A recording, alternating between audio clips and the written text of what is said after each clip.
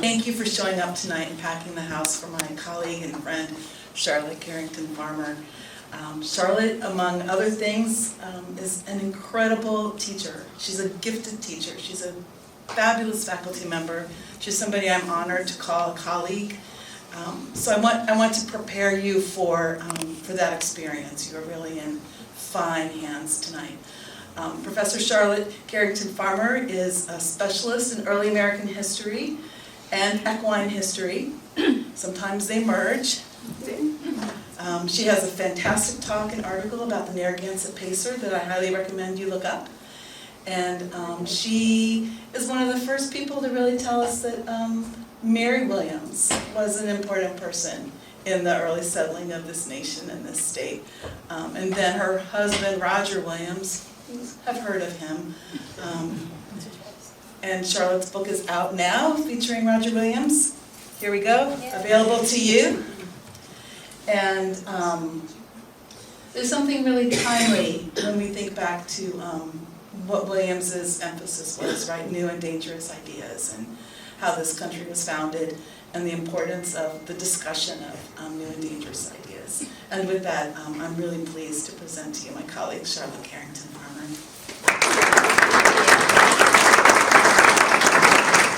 Renee, that was a lovely, if slightly intimidating introduction. So I will do my best to keep you entertained this evening as we talk about quite a difficult subject matter, right? Like, we often think about Roger Williams, the man, as this kind of bold, amazing, revolutionary person, which he was in many ways, but these new and dangerous opinions that we're going to deconstruct this evening are a little bit more complicated, I think, when we dive in. So the three ideas that we're going to be thinking about in the 17th century context, which again have many ramifications for today, are: what did Williams say that was so new and dangerous about the idea of the separation of church and state?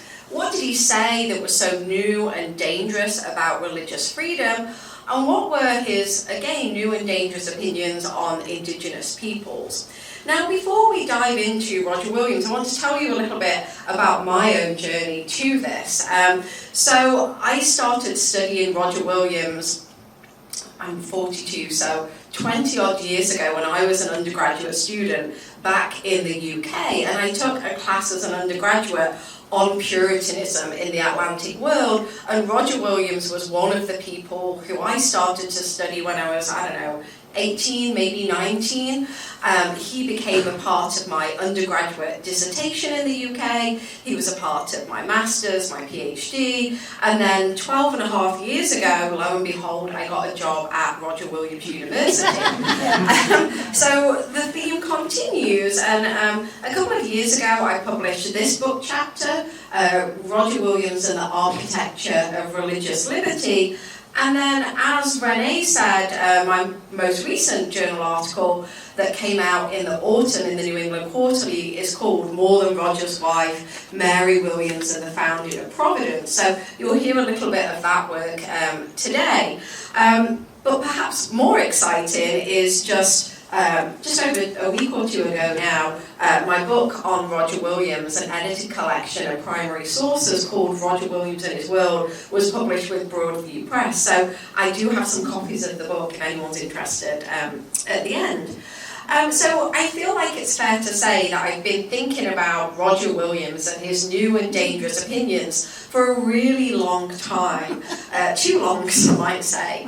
And I'm really privileged to teach a first-year seminar that I've taught for several years called Roger Williams and His World, and I'm really privileged to teach history classes. For right now, I'm teaching a class called Mary Williams and Her World, Women in the 17th Century. So I'm excited to share some of the research that I've done and how this intersects with my teaching with you this evening. So I want to start by just reading 2 paragraphs from the intro for my book that kind of sets this wider scene before we dive in to Roger Williams' new and dangerous opinions. Roger Williams was arguably the most written about person of 17th century New England, and countless books and journal articles cover every aspect of his life, ideas, and legacy. And just when it seems there's nothing new to say about Roger Williams, scholars come up with new interpretations that reframe our understanding. Beyond the academy, public recognition of Roger Williams, especially in Rhode Island, is everywhere. A university, where Renee and I work, a hospital, streets, park, and a zoo named after him, a dedicated Roger Williams National Memorial administered by the National Park Service. And whilst Roger Williams never sat for a portrait, sculptures and artists have drawn on all kinds of inspiration, from the baseball player Ted Williams, particularly his nose, to surviving descendants through the Roger Williams Family Association, and some of those descendants are in the room this evening. All of these efforts then, statues based entirely on imagined depictions of Roger, are found all over Rhode Island, in the US Capitol, on the Reformation Wall in Geneva, and Williams even appeared on a postage stamp in 1936. So let me show you some of these images. I think this is one which was used to advertise the talk this evening. Here's some of the other images. Here's some Roger Williams in action images. Here's another one. Here he is on the stamp from 1936. I wonder when we get to 2036, which will be the anniversary of the founding of Providence, if we'll see a new statue, a new image. And here are some of the statues. We can see the one in Providence at the Roger Williams Park and Zoo, Williams on the Reformation Wall in Geneva, and also Williams in the US Capitol. And then here in Rhode Island, this is where, on the far side here, you see this is where Roger's buried, on the east side, and this is the one at Roger Williams University. So lots and lots of statues. But what I want to suggest to you this evening then is Williams' life was complicated, complex, but most of the histories focus on his most famous or infamous moments. His banish from Massachusetts Bay, relationship with indigenous peoples, advocacy for religious freedom, and the separation of church and state. And some traditional biographies of Williams depict him as being ahead of his time, both in his dealings with indigenous peoples and his calls for religious liberty. But as the sources in my book show, this was not the case. Williams was not a man out of his time, or indeed ahead of them.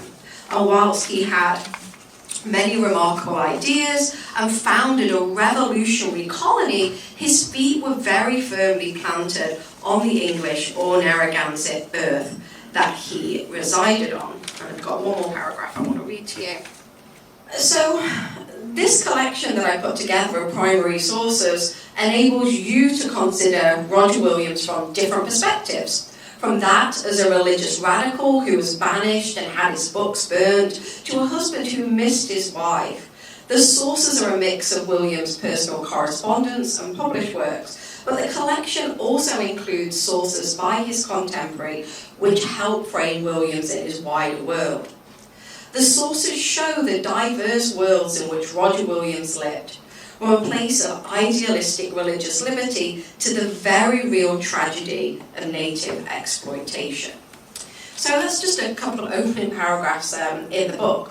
So I want to talk to you this evening then on this theme of new and dangerous opinions by starting in England, right? I don't think we can understand what makes Williams so radical in his New English context without thinking about this question.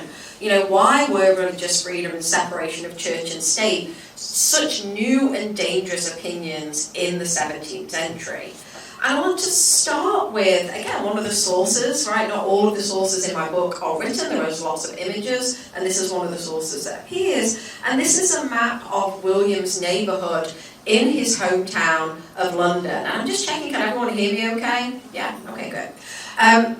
So this is a map of the Smithfield district of London. We're not actually sure when Roger Williams was born. We estimate that it was around 1603, but his baptism records, which were kept in this building, this is St Sepulchre without Newgate Church, were actually destroyed in the Great Fire of London in 1666. And I kind of love this about Roger, that he reflects on how old he is at various points of his life, but it doesn't add up. Like, he kind of forgets how old he is. And so best estimations suggest that he's born around the year 1603, give or take. And I think this neighbourhood in London where he grows up is so impactful on the new and dangerous opinions that come to define Roger's life. So this map then from the early 17th century, before the Great Fire, shows this wonderful 17th century spelling of Smithfield. You can see the kind of round circular area, you can see William's Parish Church, Cow Lane is where William's house most likely was. And also in this kind of zoomed out version, you can see that this is William's high school, Charter House. So, the route from his church through to his high school, I think, is really important. Because this map shows one element of Smithfield history, right? It shows that it was a trading site, right? It still is today. There's a market at Smithfield. It was a lively hub of international commerce. And Roger's father was a trader, right? He was a merchant tailor. But what this map also uncovers is that this particular site was the site where religious heretics were burnt alive for their views. So Williams grew up literally in the neighbourhood of London where, depending on who was king or queen, from Henry VIII forward, different people were being put to death for their religious views. And I want to think about, your journey to get here this evening. If you had to literally walk through the site every day on your way to high school where you knew different people had been burnt alive for their views, I think that would subconsciously have an impact on you thinking, maybe we should have some type of separation of church and state where the king or queen can't dictate on their whim what the official religion is. And so this turmoil between the flip-flopping of Catholicism and Protestantism, I think, is profound. And what's radical is, obviously, when Henry VIII breaks away from the Catholic Church, we see this switching from him right through to Charles I between Catholics and Protestants. So different people are being burnt alive. And not to kind of gross anyone out before dinner, but there's been some really great work on what that was like. It was not a quick process. They actually often took 3 separate fires for the person to be executed. And we have these really, I'll come back to this slide in a second, we have these kind of really, this is an image from my book actually, so I've included some of these. So you can see here that I've included an image in the book of someone being burnt alive, and this process took a long time deliberately. The person would cry out for more fire, and we have these really graphic descriptions that talk about the smell of burning flesh. And this is Roger's neighbourhood, and you see in this image in the book there's a couple of young kids in the window here, and I can't help wonder if that was William's experience growing up in Smithfield, seeing these people being burnt alive on the whim of the monarch. And in 1612, Bartholomew Ledgate, who is a separatist, and Williams eventually becomes a separatist himself, he believes that the Church of England is too corrupt, he needs to separate away from it.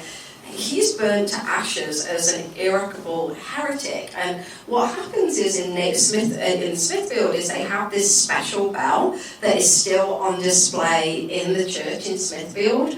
That was right there. Smithfield was the closest church to the execution site, so they would ring the bell when people were being put to death. And so again, this is the world that Roger Williams grows up in.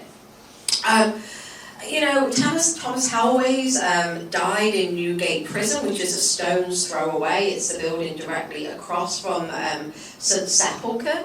And he dies in prison then for basically saying the same thing that Roger Williams built over here in Rhode Island. He dies in Newgate Prison for saying, quote, "The magistrate is not to meddle with religion or matters of conscience, nor to compel men to this or that form of religion." So, one of the things that often comes up is like, is Roger Williams the first person to advocate for religious freedom?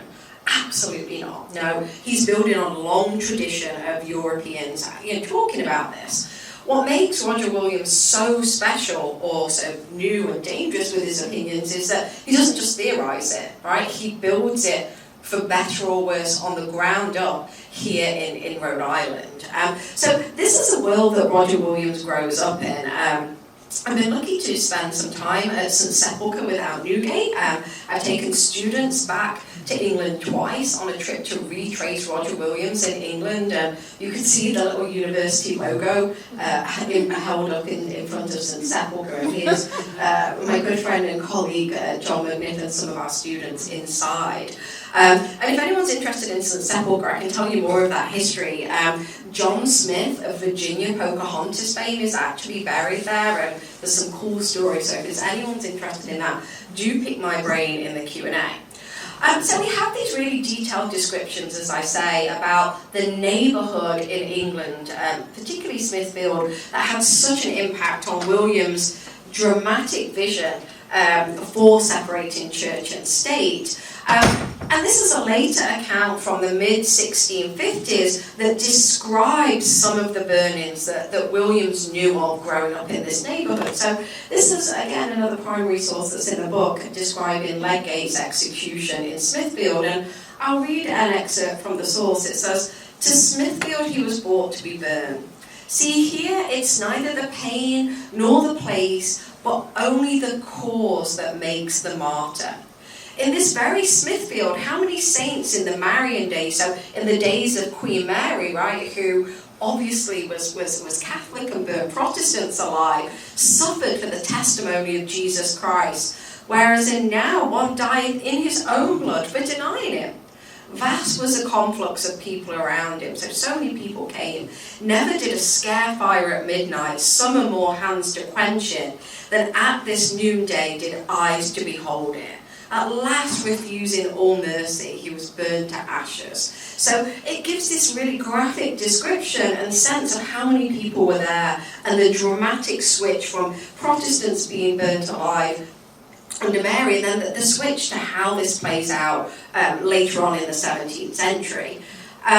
Williams' ideas, I think, are also directly coming from his time as a student, particularly as a university student at Pembroke College. So this is Charterhouse, Williams High School.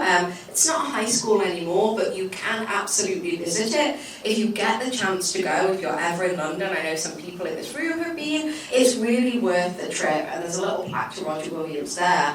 But I think his time at Pembroke College at the University of Cambridge really radicalizes some of these ideas. Here's a little Roger Williams statue in the Pembroke grounds, and this is an image of Pembroke from the late 17th century. Now, I'm not biased, maybe I am biased, because I too went to Cambridge for my PhD. But Cambridge, I think, Oxford and Cambridge in the 17th century has this reputation of being a hub of radicalism. So it's no accident that many of the people who do eventually come and found the New England colonies study at one of the Cambridge colleges or other. And Williams is a student at Pembroke College. And again, I've been really privileged to spend some time in the archives at Pembroke in preparation for this book. And this is one of my favourite documents, because every time I talk about this, I always hope I'm going to have an answer to this, and here I am again with no answer. So this is a matriculation book for the college, and I'm such a history nerd that I always want to show you all the primary sources, that's why we're doing this. And I've studied not all of these books, but many of these books for the first half of the 17th century, and they are so formulaic. They are all in Latin, the date is always underlined, and then in Latin it's basically saying the name of the student, how old they are, maybe where they come from, and if someone is offering sponsorship to them, right? And I'm not exaggerating when the only one that doesn't follow this formula is our friend Roger Williams. And again, this is one of the things I try to talk to my students about, like the difference between seeing this just typed up on paper versus seeing the manuscript source, because you don't get to see the physicality of the document. So this is the entry, and this is where it's Williams, right? It just says the date, and then Williams and a full stop, a period. You can see there's a gap in the paper, and they've entered another student in different handwriting. And this is so formulaic, and so I'll zoom in so you can see a little bit better. So what's going on here? Williams and a period. I kind of joked with like our university registrar, like, what is going on? And like he said to me, it's like they were probably just having a busy day in the registrar's office, and before they come back, I was like, I mean, maybe. Maybe, like, well, but why leave the gap? Like, why write this other student in with a different hand? And I don't have an easy answer for you, but I can speculate a little bit with you. I think maybe it was because we were busy, but I think it's actually more likely that, again, thinking of those new and dangerous opinions, Roger's mentor, a guy called Sir Edward Coke, who was the Chief Justice of England, has started to get into trouble by this point when William's starting college at Cambridge with the highest authority in the land. And he basically goes to the Tower of London for saying that the king is not above the law, right? So that is a radical idea. And so he's willing to kind of pay the price for this. And Roger Williams is his apprentice, his amanuensis, when he's a teenage boy at St Sepulchre. So I think, again, having a mentor who is willing to eventually challenge the highest authority in the land for his opinion that no one is above the law, I think, again, subliminally has an impact. And maybe that's why. Although we also have, again, like I love to share this stuff, because I think we always think about Williams as this grown man with these cool ideas. He too was like a first-gen student. As I said, his dad was a merchant tailor. And one of the cool documents I found in the archives at Pembroke is his scholarship.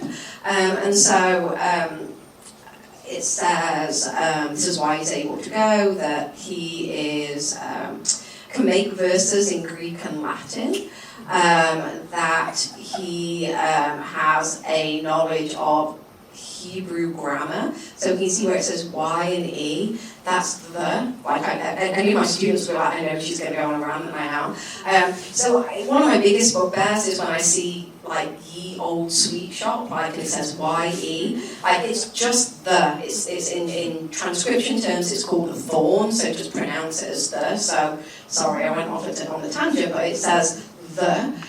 So their knowledge, his knowledge of Hebrew grammar, Latin and Greek, but also like they're looking for scholars to be of particular geographic areas, so from the City of London, and this blew my mind when I first saw this document a few years ago, the poorest to be preferred. So I think it's a combination of like academic merit, gifts with languages, but also the need, right? He's not coming from money.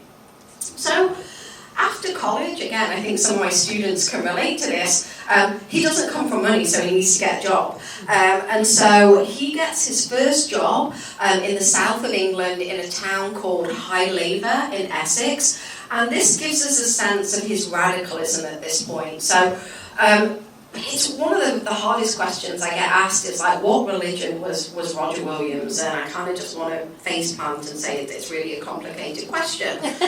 But what I can say at this point is that he is definitely adhering to Puritan views, right? By the time he's left Cambridge, the particular job he gets suggests that he is discontent with the Church of England, okay? So by this point in the 17th century, the Church of England is still Protestant, but it has retained many Catholic elements. And more extreme Protestants who want to purify the Church start to criticize the church. And what a lot of really rich families do is, they don't want to, be burnt alive or maybe have their ears slit for listening to, controversial opinions or their tongue bored through for speaking them. So one of the things they'll do is they'll hire a private chaplain to be within their big manor house, and that's a position that Roger Williams takes up. In Highlever in Essex, working with really powerful networks of Puritan families, and so it's there. And again, I talk about this in my book. This is probably one of my favourite letters in the book.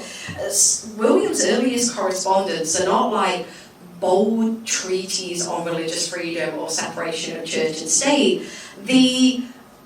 the love letters. All right, and they're from this period in the spring of 1629 when he's living in High Labour in Essex, and he falls in love with a woman called Jane Whaley. And she is basically from the upper echelons of society, and he basically asks her aunt, a cool woman who I really love, called Lady Joan Barrington, for her hand in marriage. And Lady Joan Barrington tells Roger Williams to basically get on his bike, that he is not of high enough social status to marry like Jane Whaley. And so in December, he marries another woman who is also working in this household, a woman called Mary Bernard. She's listed as a maid, but don't think she's like scrubbing floors or anything like that. You think if you've watched Downton, which is way later, she's more like a lady's maid. She's a companion in waiting, and so he marries her. And so I kind of speculate about this in the book. Was she his rebound? Right, like he's got these letters, like April, May wanted to marry someone else, and then that same December, Mary's in the house. He marries her. So I'm not saying that she's his rebound, but there is maybe some truth to that. And when Lady Joan Barrington says you can't marry Jane Whaley, he takes it really badly. And these letters that survive make me cringe, truthfully. And again, buy my book, you can read them. He says that your hourglass is running out. Your hairs are going grey. The Lord has a quarrel with you. So he says all these, your time is running out, you're going grey, to this really rich, powerful woman, and she puts him in his place, which we like. So he makes this marriage to Mary Barnard, who obviously becomes Mary Williams, in December 1629. And this is the church where Roger and Mary actually get married. Here's a couple of my former students, outside and inside. He's the cool Tina, she's the church warden. And what's really interesting about the church is that actually this tomb here is a tomb of John Locke. So there's this really, he's there in High Labour later in the 17th century. Roger Williams has already migrated over here, but Locke is buried there too. And we're in the midst of putting together a really big grant proposal for the Lilly Endowment on the theme of religious liberty, looking to mark the landscape in England, and this has been identified as one of the places that we need to tell more of Roger's story. So it's on the table that hopefully we'll put a plaque on the inside, kind of mirroring where Locke's tomb is, to tell Roger's story, and obviously some of Mary's too. So Roger and Mary make the decision then that they are going to leave England. As early as 1629, he's referencing a call to come to New England. And he later reflects that the reason why he left England was, quote, Archbishop Laud pursued him out of this land, and his conscience was persuaded not only against bishops, but also against the national church and ceremony. So he is disillusioned that the Church of England is too Catholic, and he truly fears for persecution from Archbishop Laud. So it's not safe for him to stay. He never writes, him and Mary still stay and live and work in High Labour in that household. It was really awkward because I'd just been turned down from, that made these comments to the Lady Joan Barrington, so I kind of needed to leave because of that. But again, I feel like that wouldn't have been that would have probably helped nudge him across the Atlantic. So Roger and Mary arrive in Boston in 1631 on the Lion. And again, this is where our real story of New and Dangerous Opinions kicks off. So he is offered the job as the teacher of the Boston Church. Boston had been founded in 1630 by Puritans who, again, were really discontent with the Church of England. Famously, John Winthrop, in his model of Christian charity sermon, says, we're going to be a city upon a hill, an example to the rest of the world. And if we screw this up, God is going to punish us, right? Maybe send plagues or droughts or all kinds of bad things. So I think what that shows, if they're offering Roger Williams the position of the teacher of Boston Church, that shows that he is held in high esteem. So he gets off the Lion, the ship, and starts criticising them. He's just crossed an ocean to be here with his newish wife, offered this particular job, and then almost immediately starts saying, you're really no better than the Church of England, right? Your policies are still, like he basically says, your churches, I'm quoting, are full of anti-Christian pollution. It's pretty harsh, and it's particularly dangerous because they believe that the Puritans who founded Massachusetts Bay, that not only has God selected them as a city upon a hill, but they have signed an agreement, a covenant in the 17th century spiel to kind of obey God. And if they allow sin to flourish, like that's got really bad ramifications for this life and the next life. And so for him to then come off the boat and say, you've messed this up in profound ways, I think I can't overstate how stressful that must have been for them. So he arrives in Boston in 1631, as this map shows. He moves north quite quickly to Salem, and he can't seem to settle geographically and spiritually, right? Like he can't seem to find his people over here. Salem goes on to be famous later in the 17th century with the 1692 witch trials, but that's after Roger is long and dead. So he then moves down to Plymouth that same year, so it's a busy year, 1631, arriving in New England, getting to Boston, going up to Salem, and then coming down to Plymouth. Now, why Plymouth then? Well, he's started to criticize the people in Salem and Boston as saying, you know, I don't know if your patent from the king is legit, and I'm really concerned about your churches. You're retaining too many elements of the Church of England. And so he comes to Plymouth. So Plymouth had been founded in 1620, right, like famously with the Mayflower and William Bradford and all of that. And so they're separatists, right? If the Puritans want to purify the Church of England, the separatists think it's completely corrupt and the only solution is to fully separate away from the Church of England. So it aligns more closely with Roger Williams. I want to make another suggestion as to why Plymouth makes sense for the Williams family, and that's Mary Williams. So as I say, there's a chapter in the book on Mary. I just published an article on her. And what's really cool is that Mary actually knows most of the people who founded Plymouth. She didn't grow up in London like Roger. She grew up where I did, in the East Midlands, further north. She was born in Worksop in Nottinghamshire. And her father was a vicar. His name was Richard Bernard. And he challenged the church authorities multiple times. He actually loses his jobs a few times. And he is networking with Puritans. He's networking with most of the people who come to Plymouth. So most of those people would have known Mary when she comes there. And her father eventually has a big falling out with them. So it would have been a really interesting moment for Mary. So I think, again, her story is important in this moving around.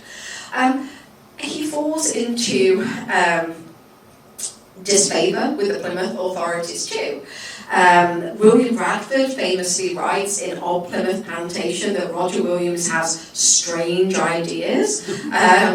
He has started to criticise them too about their right to settle on this land, the fact that they are still communicating with churches in England, and again, everything comes to a head, and he leaves Plymouth and goes further north back to Salem. And he's in Salem for a while, for a couple of years, and again, those same issues start to surface, okay? And what happens is that by October 1635, he is on trial for having new and dangerous opinions. And the three broad brushstrokes are his ideas on religious liberty, his idea that the government has no role in the church, and the idea of indigenous land, right? Like, does the King of England have the right to settle on this land? And by October 1635, they have spent months trying to get Roger to kind of back down. They send their best ministers to debate with him. It's not as though they're like, you said this one controversial thing, you're out. They have tried many different techniques to negotiate with him, to get him to see reason as the ministers in Salem and Massachusetts Bay. See, and Roger Williams is absolutely adamant. He absolutely will not back down. And again, the timing of this is fascinating. Mary gives birth to their second child in October 1635. Just as her husband is about to be banished out of the colony. And what's again really fascinating is, again, the documents in the book, is Mary actually continues going to the church in Salem after Roger has stopped. And it's possible that he refuses to kind of to pray with her in their home because she has had her own religious opinions. And so again, I can talk about some of that conflict in the Q&A if anyone's interested. So he gets banished in October 1635 for these new and dangerous opinions. And that term, new and dangerous opinions, is in the banishment decree. That's where we see that language. But it's not just in the banishment decree, it's in the letters from the people who are corresponding about Roger Williams. Roger Williams reflects on what happens next, and I'll share the quote with you. He says, "That ever-honoured governor, Mr. Winthrop, privately wrote to me to steer my course to the Narragansett Bay and Indians, the cold and snow which I feel yet. For 14 weeks in bitter winter season, I did not know what bread or bed did mean. I was, unkindly and unchristianly, I believe, driven from my house and land and wife and children in the midst of a New England winter." And he wrote in another document, it was, quote, "a strange truth that he found more free entertainment and refreshing amongst the indigenous peoples than, quote, amongst thousands that call themselves Christian." So when he's banished, his wife has literally just given birth in October. Winter is approaching. Williams himself has been sick, and so he's given the chance to basically stay as long as he, just keeps his mouth shut. And obviously that's not possible, and he continues to have meetings in his house, and so many important people in Salem are coming to listen to him talk that people are really, really concerned. And so in that winter of 1635 into 1636, they send guards to basically arrest Roger Williams, to banish him out of the colony, potentially back to England. And so in this letter, he's reflecting, he's like, look, John Winthrop basically warned me this was coming and I'm going to flee. And so he makes a decision that he's going to come south from Salem and settle into, as it says here, Narragansett Bay amongst the indigenous peoples.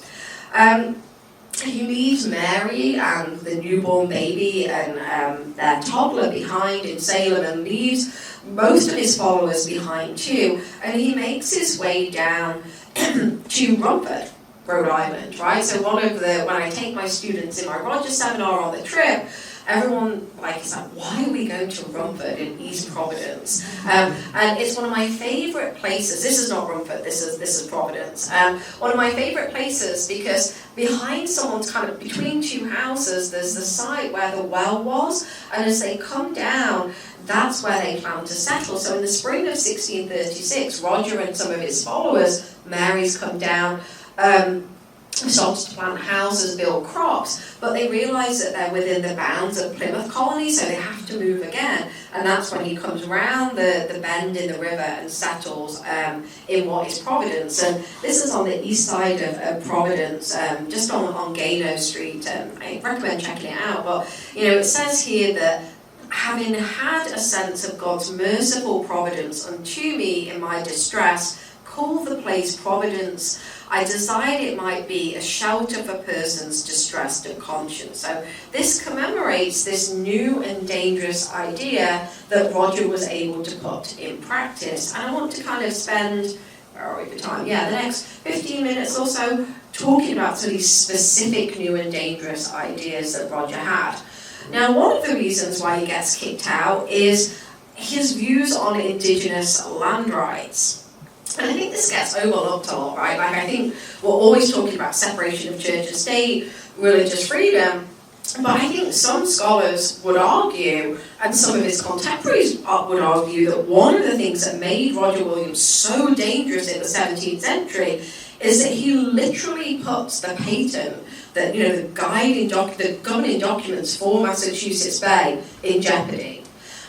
He makes this bold claim that the claim to Massachusetts Bay was a fraud. He charges the king with, quote, a solemn public lie and committing, quote, a sin of unjust usurpation upon others' possessions. And so he has this theoretical and theological conflict with monarchs using Christianity as justification to take indigenous land. And so, I'm not saying there's ever a moment where he's like, we should just fully abandon Massachusetts Bay, or maybe it would have come to that had he stayed, but he's certainly asking these uncomfortable questions in Massachusetts Bay about how legal was it for a king or queen, many miles away across the Atlantic Ocean to claim land that clearly had other owners and had since time immemorial, right? In the Dawnlands native peoples have been here, many, many years. And so this was one of the ideas that his contemporaries in Massachusetts Bay said was very erroneous and very dangerous. And William Hubbard said that Roger Williams, quote, had spoken dangerous words against the patent, the government foundation of Massachusetts Bay. So this is one of those radical ideas that, again, I think, you'll hear me talk about some of the bad stuff about Roger Williams in a minute, but, this is some of the good stuff, right? He doesn't just theorize about, you don't need a patent from the king or queen, you should respect the indigenous land rights. And again, what you can see is an image from my book. This is one of the other images in there.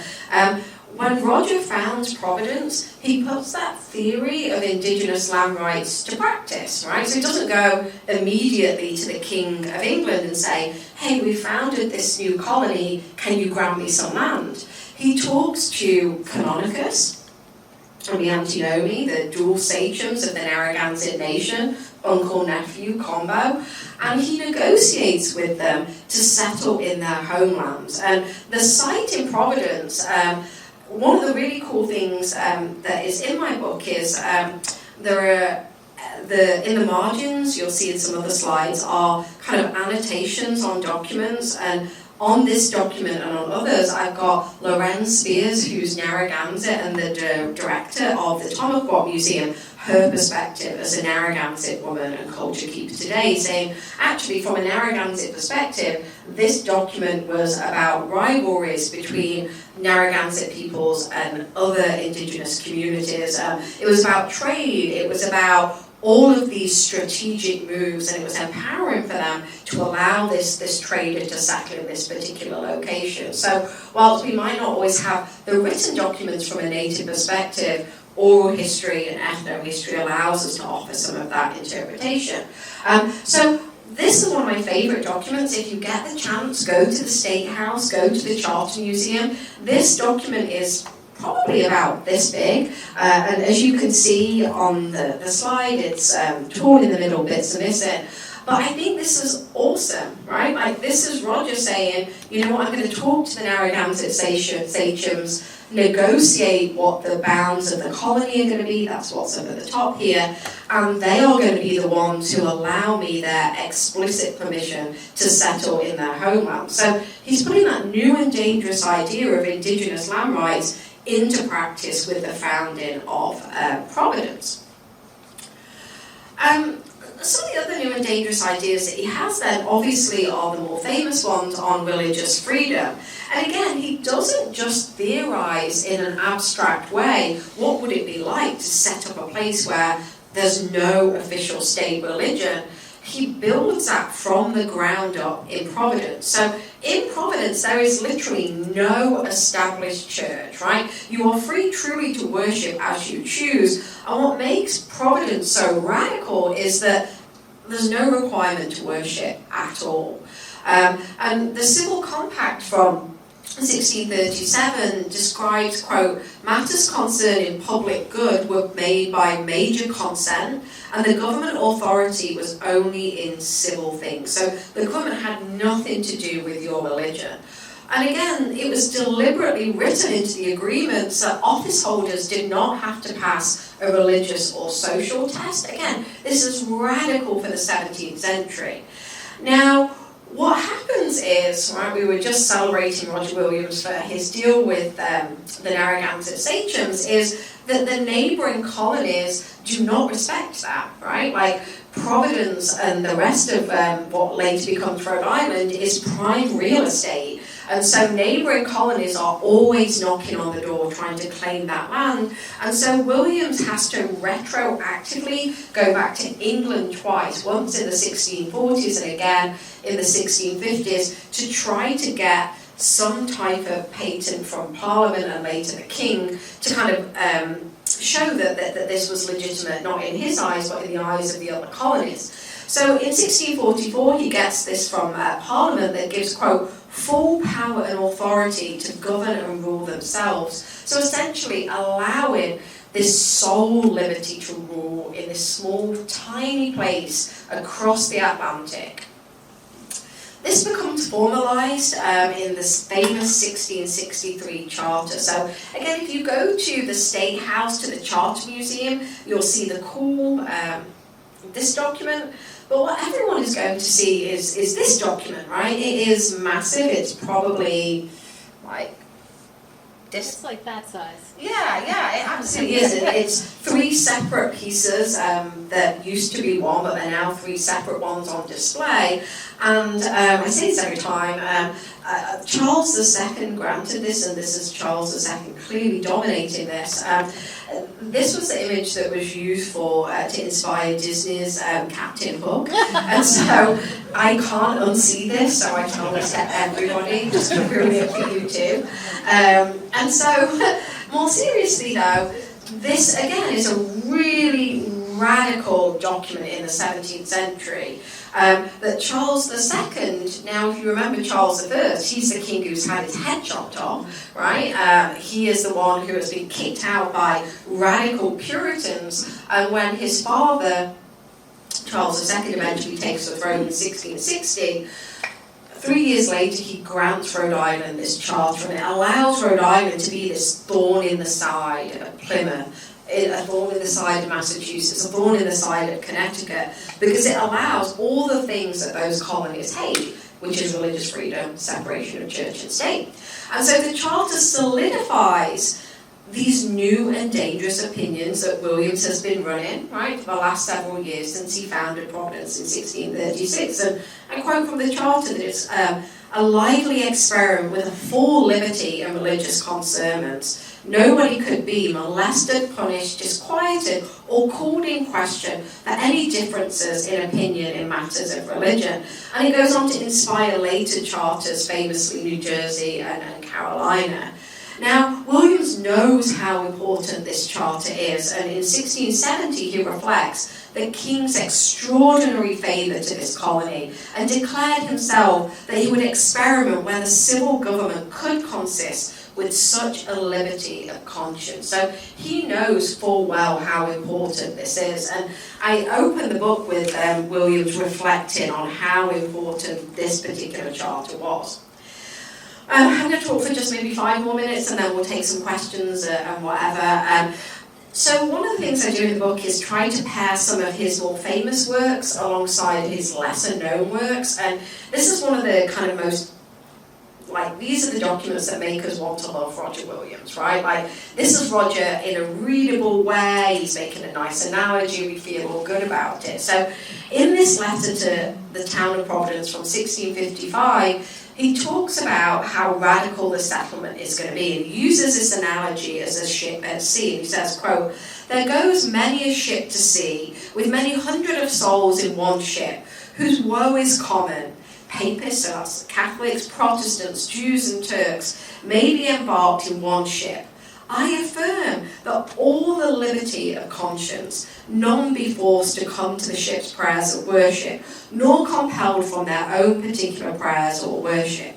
If they practice any, notwithstanding this liberty, the commander of the ship ought to command the ship's course, that justice, peace, sobriety be kept and practiced. If any refuse to obey the common laws and orders of the ship, The commander or commanders may judge, resist, compel, and punish such transgressions. So the state is doing the state's job, right? You can't just come and just, I don't know, commit all kinds of sins such as theft and murder. The state will punish you. But the state has no role in your religion, even if you have one at all.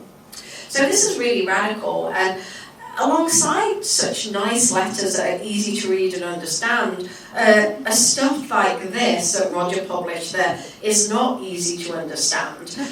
This is William's most famous work on religious freedom and the separation of church and state, called The Bloody Tenet of Persecution. As you can see on this opening, this is the front cover, it's an imagined dialogue between truth and peace. Now, this again features in my book, and one of the things I really like about this is that I've been able to work through over 400 pages of reason, politics, history, and experience that Roger uses to argue for separation of church and state, to argue for religious freedom, and then make it a little bit more understanding. And one of the famous quotes from this book is, "God requireth not a uniformity of religion to be enacted and enforced in any state. Christianity can flourish anywhere, notwithstanding the permission of diverse and contrary consciences. The government of the civil magistrates extendeth no further than over the bodies and goods of their subjects, not their souls." So radical, right? Like the fact on the front cover, you see it doesn't have his name, right, deliberately. This is published whilst he's in London for the second time on charter business, doesn't even include his publisher. It wasn't submitted to the censor for approval. It sold rapidly and was a second edition within a few weeks. Williams was already on a ship making his way back across the Atlantic. It's a smart move. By August of 1644, the public hangman in London burnt it and said the reason why it was being burned was, quote, because it advocated for tolerating of all sorts of religion. So that's how dangerous this book was. In September, Parliament had a sermon and they described this as one of the most dangerous books of the time and burnt it by order. And in that period, in the mid to late 1640s, at least 60 pamphlets directly addressed William's new and dangerous opinions in this book, and at least another 100-odd directly quoted it. So it was so controversial in its time. And here's an image of what you can see in the book, that you can see that this is the Bloody Tenet, and you can see that the book has these really wide margins where I can basically annotate in and help you understand who some of these kind of people are that he's referencing. All right, final piece then is Williams and Indigenous peoples. Williams also has this radical idea that native peoples do not need to be converted to Christianity. Now, this is not something that he starts off immediately thinking when he gets here. As early as 1632, he talks about perhaps longing for native souls, but within a year or two, it's very clear that he says false worship stinks in God's nostrils, right? So he does not believe native people should be converted to Christianity because he fears it will not be a true conversion. And he publishes this famous book called Christians Make Not Christians. And Williams is this complicated person who is a Narragansett language scholar, an interpreter, a trader, a scribe, a diplomat, but also, this kind of final piece I want to talk to you about, a captor and enslaver of native peoples. And so in the book I talk about these complicated roles that Williams plays in the indigenous world of the Narragansett. So he famously publishes this book, again, whilst he's in England, just right around the time that he publishes The Bloody Tenet. And it's called A Key into the Language of America. Unlike The Bloody Tenet, you can see it's got his name on the cover, and we know who publishes it.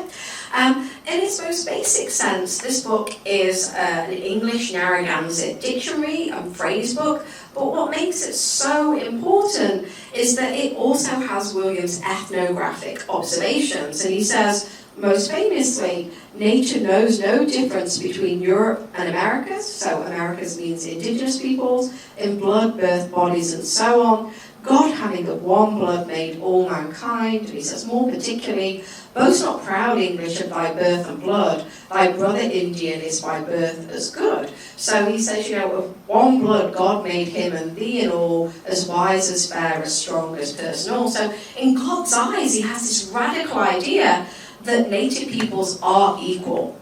This again is different to the contemporary views, right? So what you can see on here is John Eliot, who's based in Massachusetts Bay, who is a missionary. He translates the Bible into Wampanoag. He sets up praying towns where native peoples are forced to, erase their culture, with Roger as a hero. But this is kind of one of the final points I want to kind of leave you with. Just 1 year after Providence is founded in 1636 as this haven of religious freedom, where he, acquires the land reasonably fairly from Canonicus and the Antinomi, he later reflects, it was nothing but love that could buy the settlement. 1 year after, he has an unfree indigenous child living in his house.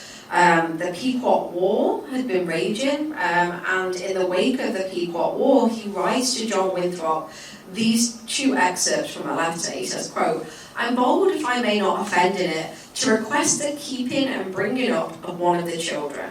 I fix mine eyes on this little one with red about his neck, but I will not be peremptory in my choice, but will rest in your loving pleasure for him or any. So Winthrop writes back, and this is what Roger says again. He says, Sir, I desire to be truly thankful for the boy intended. His father was of Sasquat, where the last fight was, and fought not with the English as his mother, who is with you and 2 children more, certified me.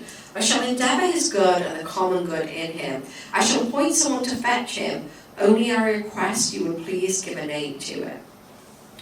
So it's awkward, right? So just 1 year after Williams has created this amazing place on religious freedom, advocated for indigenous land rights, he has this young Pequot boy who he, a year later, references his native servant, a guy called Will.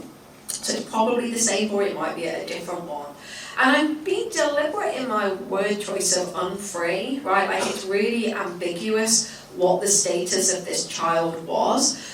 We know that there's no law on slavery in Rhode Island until the 1650s, so there's no law on the book, so anything can go. And we know from other cases that even native peoples who were indentured often, they didn't get their freedom. So it's a really complicated, ambiguous world.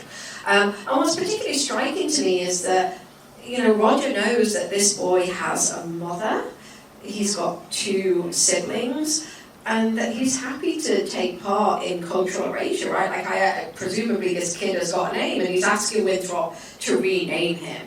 So Williams is also involved in the sale of native captives after King Philip's War in the 1670s. And again, these are some of the documents in the book where you can see that Williams signs first selling native captives into slavery down in the Caribbean. So we have these complicated legacies of freedom and unfreedom from the get-go in Providence. So what I'm going to suggest is we pause now. It's 7, so if anyone needs to leave as a matter of urgency, I will not be offended, but I'll happily take maybe 10-15 minutes of questions, and then after that I'll sit and chat to people more informally. If anyone wants to buy some books from me, I'll happily do that.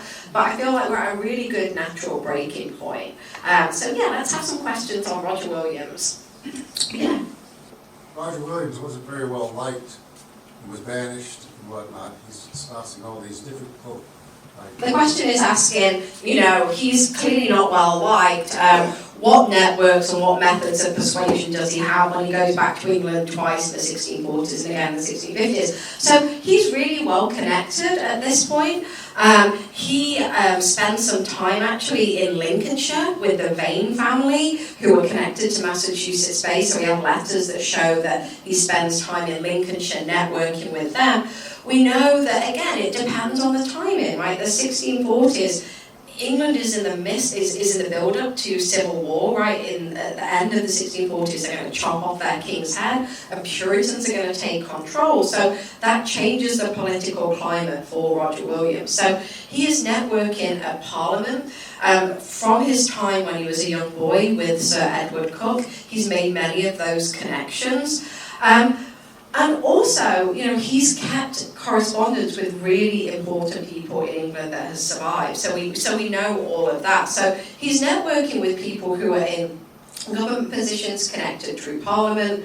And then when he goes back in the 1650s, I think it's really important to say that, like, it's not just Roger Williams who gets the charter, right? Like John Clark is often overlooked and is kind of the unsung hero who stays in England, you know, for over a decade or so, trying to get this charter. He's the one who's done a lot of the legwork. Again, some of my favourite letters are when Roger is in England writing back to people in Providence saying, you know, I can't stay here, remember I'm a husband, remember I've got a wife. And he writes begging Mary Williams to come and join him in England, and she doesn't. Right? She stays put in Providence. So to answer your question, he's networking in taverns, he's networking through Parliament, he's networking through government officials such as the Vane family, and he's a very charismatic individual, right? Like, even I think his enemies would admit that he's a charismatic and engaging person, if not someone who just won't let things go as well. Yeah, great question. Yeah, other questions? Yeah, I see a lady here. Yes, hi. Since we had the early evidence of slave trading already in New England during Roger Williams' lifetime, is there has he made any comments about the slave trade, the beginning slave trade from the West Indies and West Africa? So he does reflect on how perpetual slavery, so people who are born into slavery and their descendants, is not a good thing. So we know that he has questions about that. Some of his letters tie this to biblical passages too, so he's raising that too. And when he takes this young boy, probably called Will, in the 1630s, he also, in letters that kind of go either side of the one I showed you, he's saying that the Narragansett people are saying, like, you know, you don't need to perpetually enslave these people, right? Like, there's a tradition of when war ends in indigenous communities in the Dawnlands that they may take captives in, but they would be given a reasonable chance at surviving in that particular community. I think what makes the Pequot War so important is that the same ship that leaves Massachusetts in 1637 is called the Desire, taking enslaved Pequots and others down to the Caribbean, comes back the following year into 1638, and that's the first recorded enslaved Africans coming in. And the historian Wendy Warren has written such great work on this. So I think it's an important story to tell because, you know, as we're starting to explore these legacies of slavery in New England, it's really important to make sure that we don't just say that this is an 18th century story, that question is there from the beginning. And so, yeah, it's a really difficult thing to think about. But yeah, Rhode Island's law doesn't come in until the 1650s, and it doesn't mention indigenous people, right? It's just not on that code. So even when there is a law on the book in the 1650s, it just doesn't mention native people. So it shows that ambiguity from the get-go here. Yeah, great question. I'm wondering if you could tell us a little bit about what his actual personal religious beliefs were. Was he like kind of who would be a deist later? Yeah, that's such a good question. Yeah, it's such a good question. It's such a hard question. I think his religious views evolved during his life. So I think when he's a kid growing up in England, the fact that he goes to St. Sepulchre, he's very much raised in the Church of England. Sir Edward Coke, his mentor, loves the Church of England, right? His daughter, Anne Sadler, becomes a massive adherent to the Church of England and eventually falls out with Roger Williams and refuses to read his book. So I think it's fair to say that's the tradition he grows up in. By the time he gets to Cambridge, by the time he certainly leaves Cambridge, I think he would probably describe himself as radical Protestant, right? Like, he wouldn't necessarily say Puritan, but like that's what we would say. I think the fact that when he comes over here, he makes the choice to then settle eventually in Plymouth. Has he got a toe in the door of separatism? Yeah, probably. And then obviously when he comes to Providence, he's involved with founding the Baptist Church and believers' baptism. And then this is one of the big questions.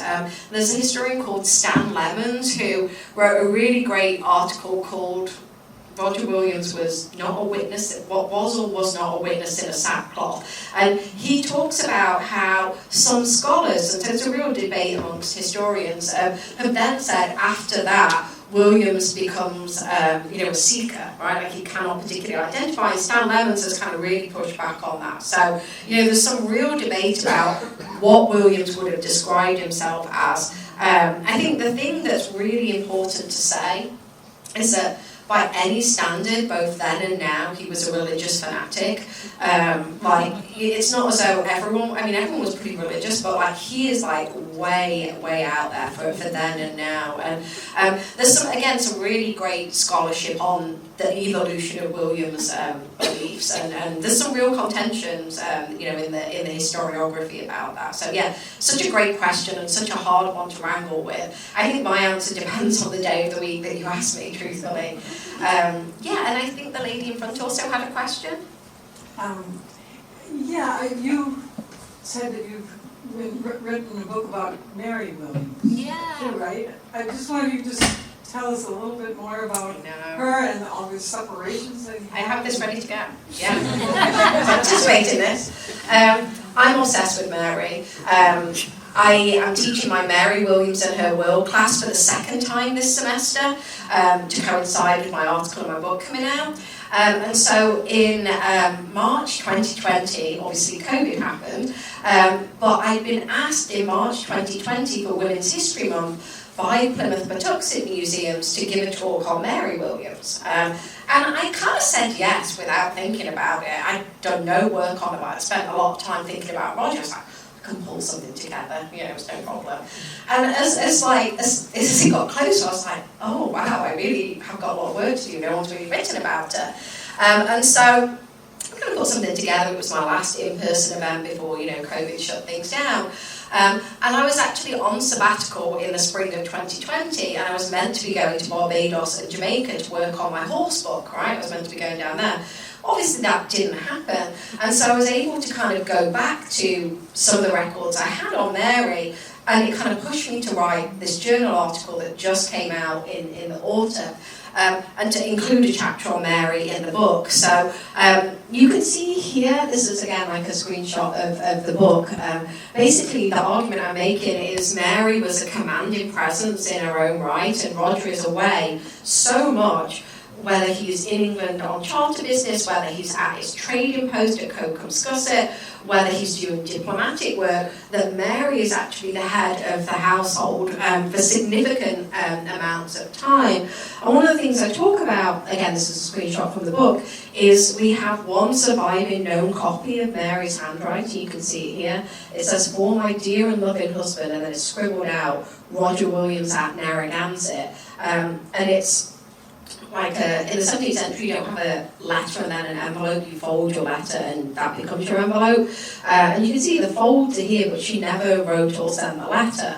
And so how do you tell one woman's history when they're the only words you've got? You have to be creative with the sources. And as I started to dig, again, this is a screenshot from the book, it was actually students in my class who helped to identify these records where in the 1660s, Providence is rocketed by land disputes, and in the midst of these disputes, they come to Mary Williams to identify and confirm the original bounds for Providence. So, I make this argument that, she's actually way more important than we ever thought, that she presumably was there when Roger signed that land evidence that was in 1636 and recorded in 1638. She's there because they come to her for the testimony to confirm the bounds. So she's managing the colony for many years at a time. She has medical knowledge that we didn't realise, and her father, Richard Bernard, is like another thorn in Roger's side because he corresponds with John Cotton, who is one of Roger's biggest enemies. And so thinking about the nuances of Mary's life in Salem when, she's heavily pregnant, she gives birth to the kid in October, she continues to go to the Salem church and her husband refuses to pray with her. Like, what's that looking like on the ground when someone's cooking dinner, And so the fact that when he's in England, he begs her to join him and she doesn't. Right? She just doesn't make that decision. So I'm really fascinated and I wanted to include a chapter on Mary in the book. And if anyone's interested, I'll happily give some more Mary stuff at the end. But yeah, great question. How many children did they have? They had 6 that we know that survived to adulthood. And there's Roger Williams' family descendants here who can definitely talk about the genealogy of that. And they're shaking their heads. I could talk a little bit about that if people are interested. And actually, when we finished, I'll show, if you're interested, I'll show you one of the things that is interesting. The original records of the Williams children are held in the Providence archives, and there's been a mistranscription that gets the year wrong. So the 17th century is weird, right? The new year doesn't start until the end of March. So any document between January and March will sometimes say both years, so it might say 1627/8.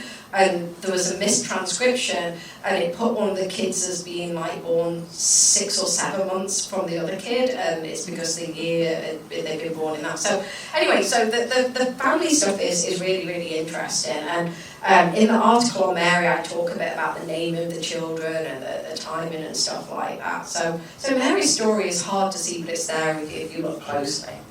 Yeah, maybe it'll be time for maybe one more question, and then I'll happily sit at the front and talk books and stuff like that, and talk more informally. Yeah, hey, what's your final? There's 2 questions. I'll take both of them. Ben, do you want to go?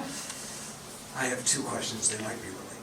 Is there any evidence that Roger Williams was influenced by the writings of John Locke? By what? Sorry. Locke. By Locke? Is Yeah. there any evidence he was influenced? And the second question, just for my own curiosity, is does the phrase human rights ever show up in his writings? Yeah. Yes. Who is Roger Williams reading? Where does this come from?